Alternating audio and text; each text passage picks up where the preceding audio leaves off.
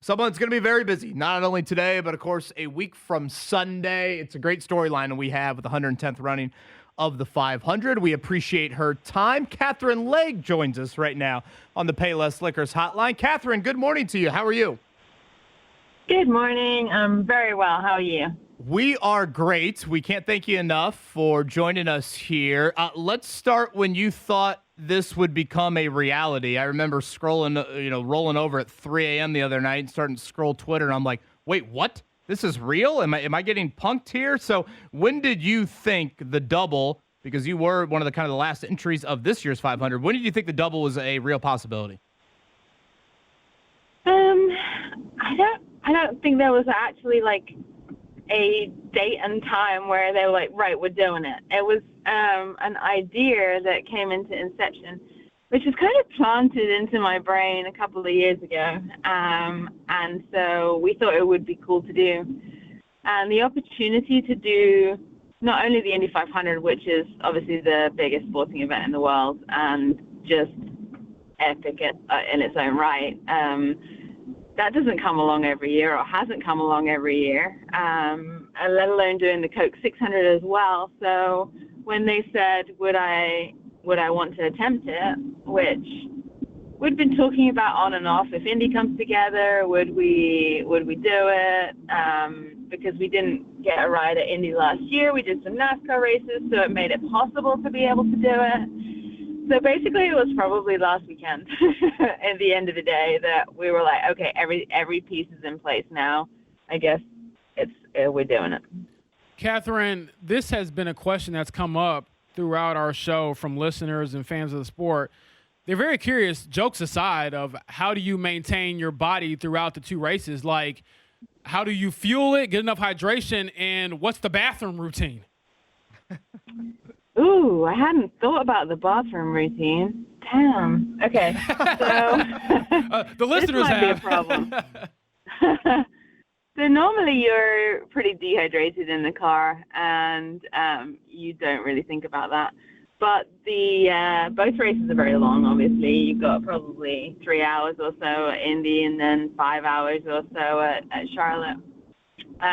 One of my biggest concerns is how am I going to eat? Obviously, I'm going to eat before both races, and definitely in the middle of Indy and Charlotte. But I'm pretty prepared, I would say, because my endurance is good. I've been training all year round for the last goodness knows how many years, and I've done a lot of endurance racing in the sports car racing that I've done over the years. So I'm hoping that carries me. I've been speaking to Kyle Larson and asking him what he did. He's obviously very fit too. There's not much meat on either of us, so we're going to have to keep, we have to keep putting fuel in. So I've looked at what can we strap to the inside of the race car, like goos or energy chews or sweet potato in a plastic baggie.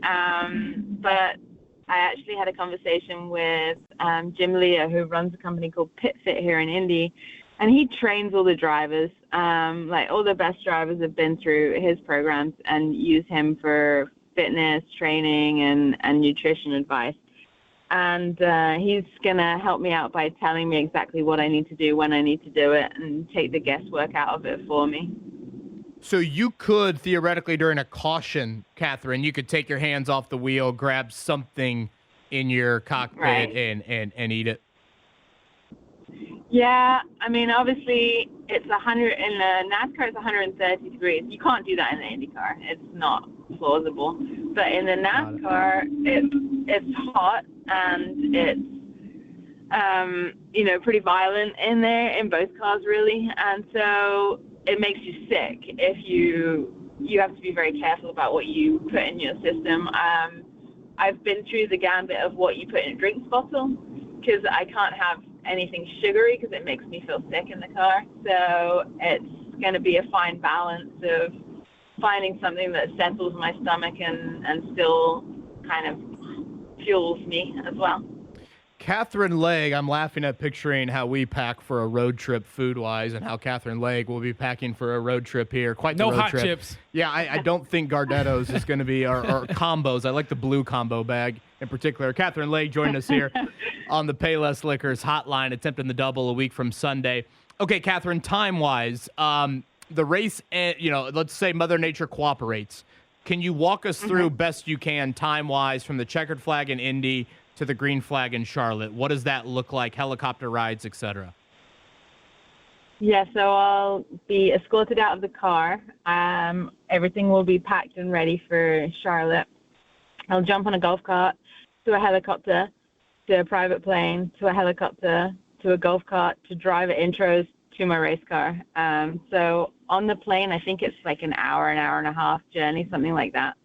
I'm going to have to change, maybe get an IV. We're talking about that. And also, eat and try and change mentally from to NASCAR, which means not just the driving, but all the things that go along with the driving, like what happens under caution, what about pit stops, all of the kind of things that you don't necessarily think about as a fan or as somebody who's watching the race. That stuff is different.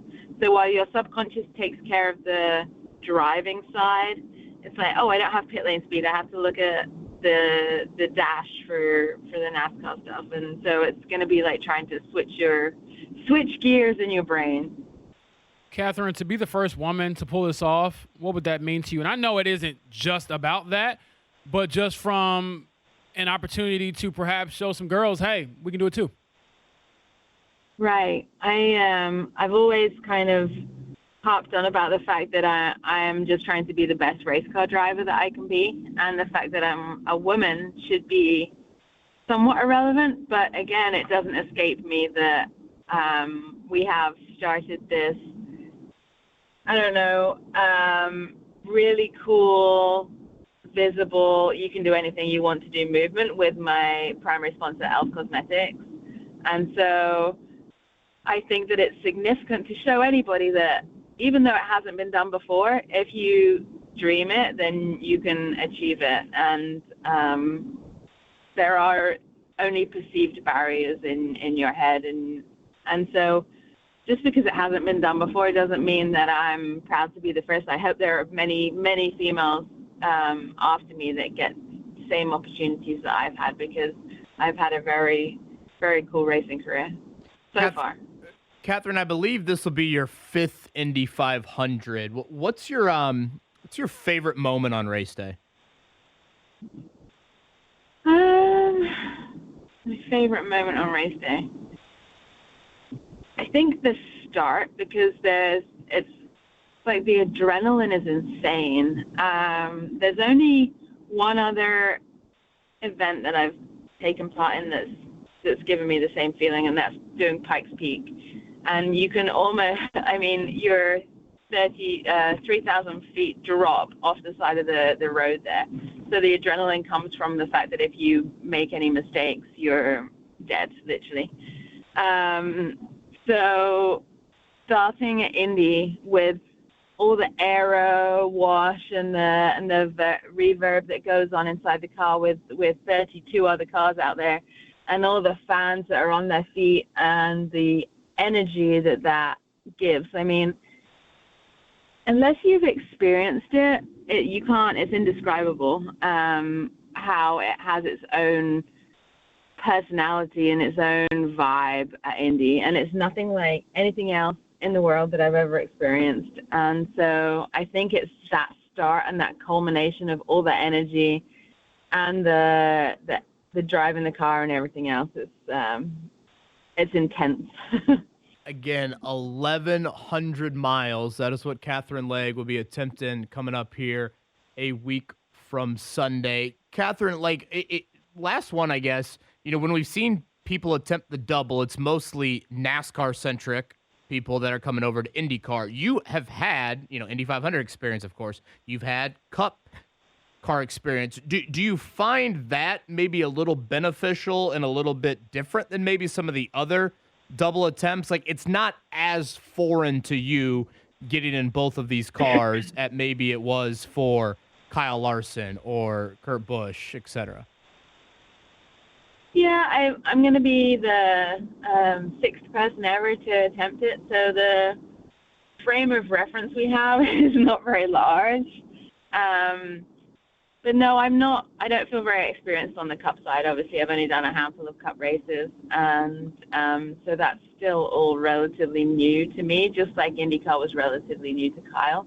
Kyle and I both have driven a wide range of cars in our resume. I think everybody who's actually attempted this, the one thing we have in common is the diversity in our racing experience, right? Like, I've got sports cars and IndyCar electric cars and the Delta Wing and all these different cars, and Kyle's very well known for being the most versatile driver and one of the best drivers in the world. So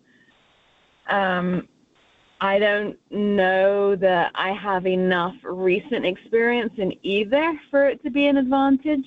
I didn't do any IndyCar races last year, so coming back into it is, again, a learning process. When you're in the car week in, week out, there's a level of comfort there that the repetition provides that doing one-off races like I am in both is not afforded to me.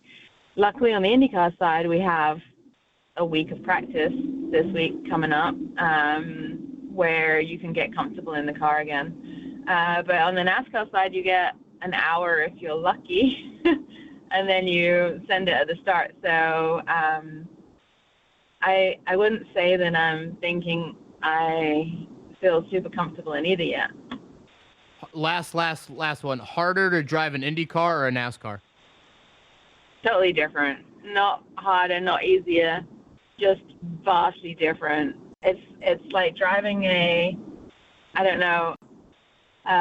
sports car versus driving a 18-wheeler or something. Like, you're driving a vehicle, but it's not the same experience. Katherine Legge, what she will attempt has only been done by 5 others, and she will try to become only the second to ever finish all 1,100 laps. It was really cool last night, Katherine. We were watching practice, and my daughter, who will be 6 here in a few weeks, she looks up there and sees the little pink on your car, and all of a sudden she wants to know more about that elf cosmetic machine there from AJ Foyt Racing. So it was a fun moment last night at the Bowen household, explaining that to her. Good luck. This is a crazy, crazy attempt. Hope you complete it. Hope Mother Nature cooperates, and we really appreciate the time here on this Thursday morning. Thanks, you guys. Appreciate it, too.